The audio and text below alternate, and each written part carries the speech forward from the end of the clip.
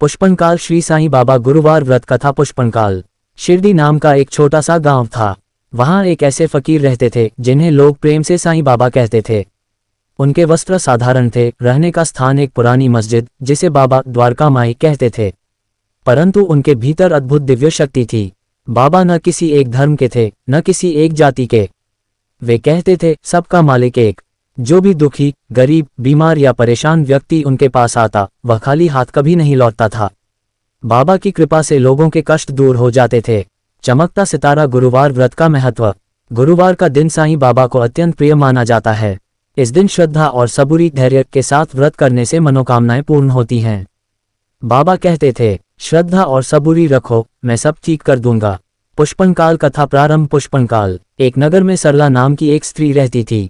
उसका पति मोहन एक साधारण नौकरी करता था। घर की आर्थिक स्थिति बहुत कमजोर थी। ऊपर से मोहन बीमार रहने लगा।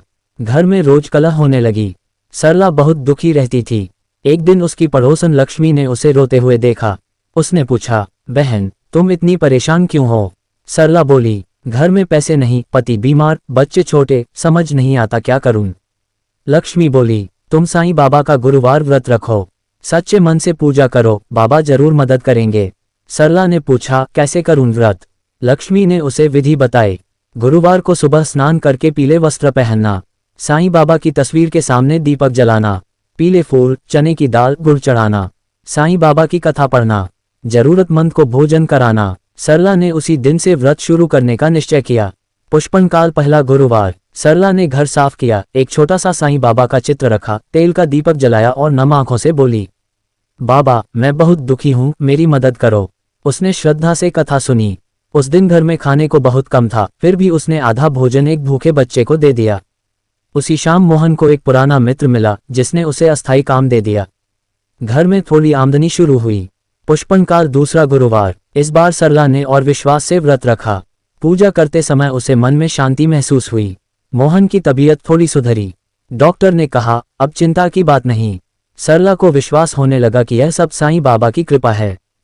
पुष्पनकाल तीसरा गुरुवार। उस दिन घर में आटा खत्म था। सरला ने सोचा व्रत कैसे करूं। तभी दरवाजे पर एक बुजुर्ग फकीर आए और बोले, माँ थोड़ा पानी मिलेगा? सरला ने आदर से पानी दिया। फकीर मुस्कुराए और बोले, चिंता मत कर, सब ठीक होगा। शाम को लक्ष्मी आए और बोली, बहन मेरे घर से थोड़ा राशन ले लो, ज्यादा बन गया है। सरला समझ गई, वह फकीर स्वयं साईं बाबा थे।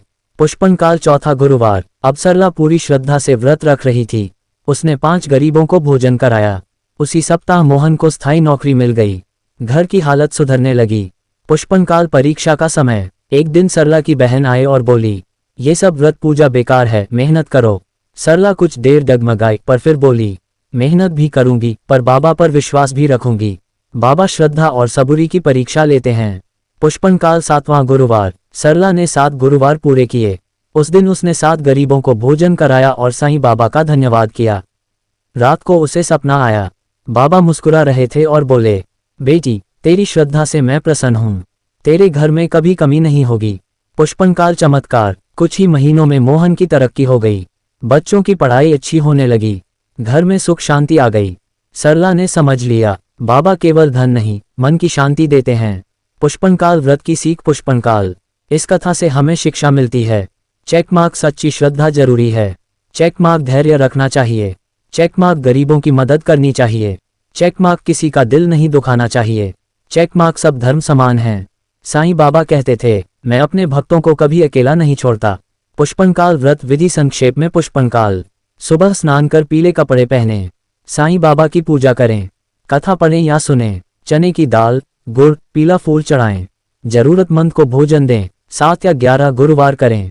पुष्पनकाल समापन प्रार्थना। पुष्पनकाल, हे साईं बाबा हमें श्रद्धा और सबूरी दो, हमारे जीवन से दुख दूर करो, सभी प्राणियों पर कृपा करो। ओम साईं राम। Folded hands.